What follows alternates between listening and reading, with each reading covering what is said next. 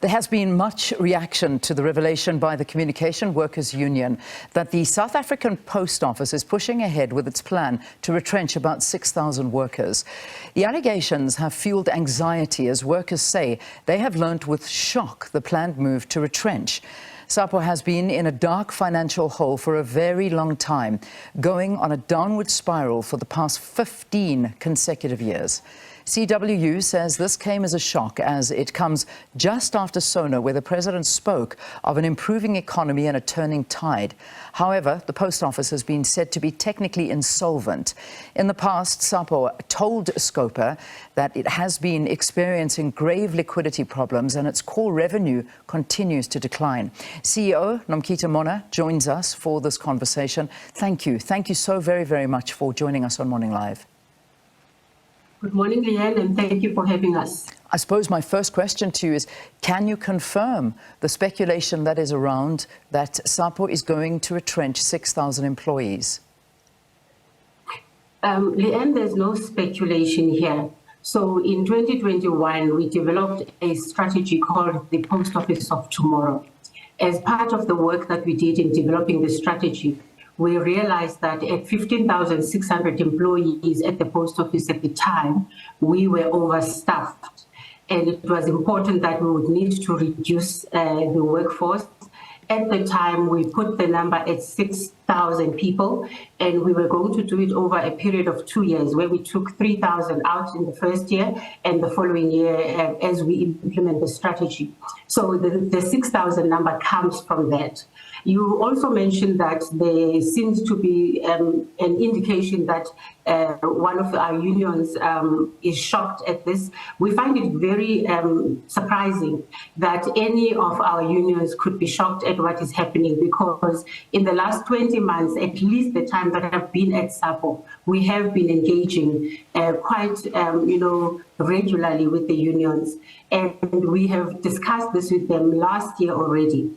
In fact, the first letter that talks to the Section 189 was sent to the unions in November 2022. The one that was sent, which was more formalized, because the first one was notification, and the one that was sent this past week was a formal letter, which also included the form to the CCMA. So this is nothing new. This has been on the table for a long time. It's part of the options that we are looking at. So, according to Aubrey Shabalala, he's from the General Secretary of the Communication Workers Union, he alleges and says that his office was only handed a letter last week, which put out the plan to retrench. So you're saying this is wrong? He actually, in fact, got it in November last year already. You must remember, Leanne, that at the time in November that we had sent the first letter, Mr. Shabalala himself was still GS, but there was a different leadership that he worked with. So really, it's surprising that any of the unions could say that this is the first time that we are serving this letter. So it's completely incorrect. But secondly, just to say that at SAPO, we have 3 unions that organize our workers. CWU is one of them, and there are 2 unions. We call them the joiner because we joined 2 unions together. So when we negotiate and when we engage with all of them at every time. So I mean, there are records that could prove that this is not the first letter. But beyond just the letter, there have been a number of agenda items where the management team has been tabling issues around what needs to be done in terms of cutting staff costs, etc. So really, it's not true. And I think in short, it's not true that this is a bombshell that was dropped to people. This has been long coming. So the understanding is that this is already, there already has been a first phase of retrenchments. This is moving into the second phase. Now, in the first phase, there were, I think, around 700 employees that either were retrenched or took voluntary packages and left, and this has brought the workforce down a little bit. I think it's sitting at around about, you can tell me what the workforce is at, but is it around about 14,500, and the aim is to get it to 10,000. Is that correct? Okay, so the aim is to actually get it to 9,000. 9,000. And currently we sit, yes, and we're currently sitting at 12,513 or thereabouts, just over 12,500. The employees that have left the company up to now are 1,724 who have taken voluntary severance packages. No Section 189 stroke retrenchments have been implemented because we're still engaging with our unions, and the letter that was sent is also part of that engagement. So it's also not correct to say they have already been a phase one of the retrenchments. We don't call the VSP retrenchments because it is voluntary. So let's talk about, I mean, yes, retrenchments is one thing, but I mean, I remember we have spoken. I mean, you do see a future in the post office, but let's talk about the fact of the financial status of the South African Post Office. And you know, when SAPO was alleged to be technically insolvent, the Post Office denied it. What is the state of the Post Office now? I mean, we're reading figures of 2 billion loss, if not more. Numbers like 15 billion or something around there is needed to actually save the Post Office. The question really is the Post Office worth saving? And perhaps talk to us about the financial state of it. Sure. I mean, the financial state of the Post Office is really in a bad state. We, at this point, are not even able to make revenue to cover the employee costs. We're not even talking about our other expenditure, which is why you would read in the media that in 1 month we didn't pay medical aid or we didn't pay this or that. So that has been the problem. But this is actually not a new problem.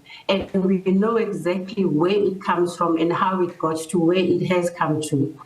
So financially, yes, we are struggling, but what keeps us going, and particularly us who see the future of the Post Office, is the prospects that the Post Office does have. But we do need to cut the employment costs because no company can survive with 68% of its costs being employee costs. There's just no way. And yet your revenue is actually declining and there's no prospects that we are actually making money. So we do have to start somewhere. And unfortunately, the staff costs being the highest at this point, we do need to move and cut that. Well, I mean, this is a big problem. We know the budget is coming up, and I can imagine that you are looking towards the finance minister to see how government is able to assist you. How much money are you looking at to turn the post office, or how much do you need to help the post office? Okay, so if you ask us how much do we owe everybody, we owe our creditors and also including the Post Bank about 8.3 billion rand. So if you gave us 8.3 billion rand today, you would basically be squaring off all the debts that we have up to now. And this is all historical debt. But if you were to look at then what you do post paying the debts, you would need to implement the strategy which we believe will take us out of this big hole. And we would need to ensure that we move forward with the strategy. So when we went to our own department, as well as the National Treasury, they said to us, there's no way we're going to give you 8 billion rand. You need to go back and rework your numbers. So we then ended up at 3.4 billion, which we believe that it would assist us in paying part of our debts because we can't pay all of them. But also it would be the wrong strategy to take whatever funding you receive and clear out your debt without implementing new activities that would actually help you in bringing in more revenue. So that's what we left at the table of the National Treasury. We are unsure at this point how much we could get assistance for. Sure. This is, I mean, we're talking a lot of money for an entity that, unfortunately, South Africans don't see a future in. I mean, you know, in terms of even delivering mail is something that that the post office can't really pride itself in. I think it was, you know, you were hoping to get at least an 80% efficiency rate in terms of delivery, and yet I think in 2022 you were sitting in the 60s, a big drop. You know, in terms of walking into post offices, there's, yes, the one development, and when you do speak to South Africans, one of the big things they use the post office is to renew licenses, because that was something that's there. But when you do go in there, the ink is not working, the printer's not working, people just tell you to leave. It's just an entity that is just fraught with problems. Again, I think my question to you is, with all of the money and all of the problems that is on the post office, do we really need it with no turnaround plan and no future perspective for the post office? Because it doesn't seem like there are any grand ideas to turn this into a revolutionary institution that can move in this century.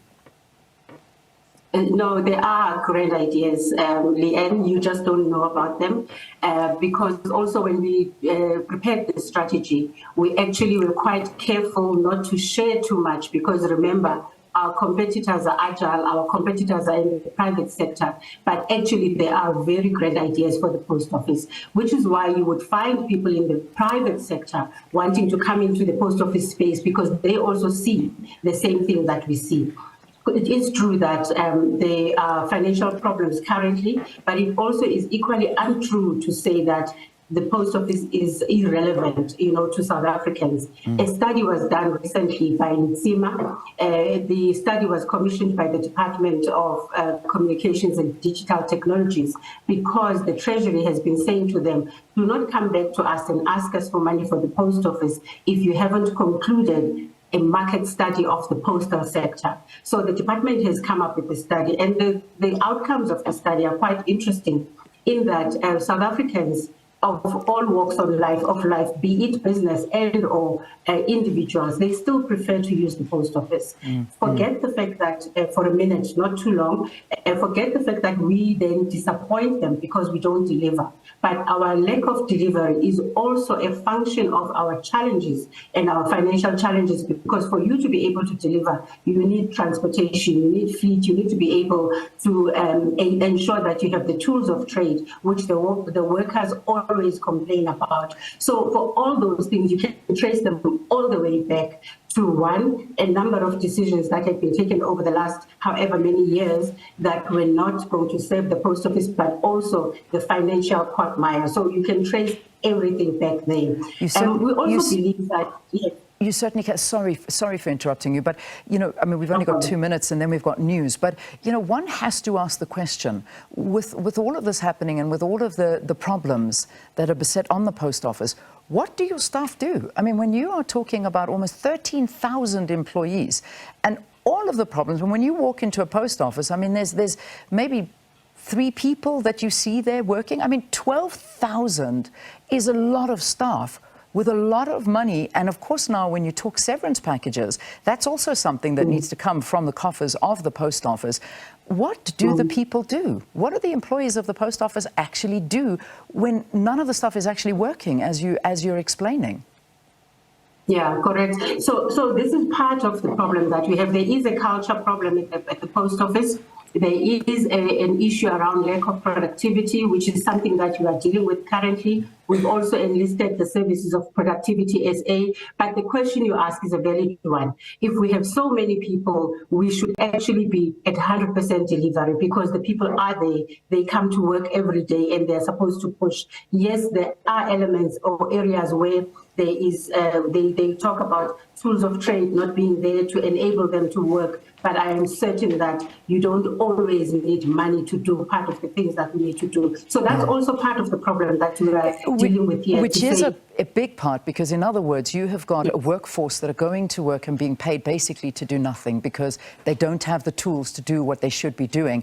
And this money that you're asking from Treasury could be put into something that is actually working, because it just seems that the post office is never going to turn itself around, especially if we're not getting anything from you in terms of the future of the post office. I know you keep it close, your cards close to you, but I mean, people are living in a world that doesn't need the post office the way it's operating currently.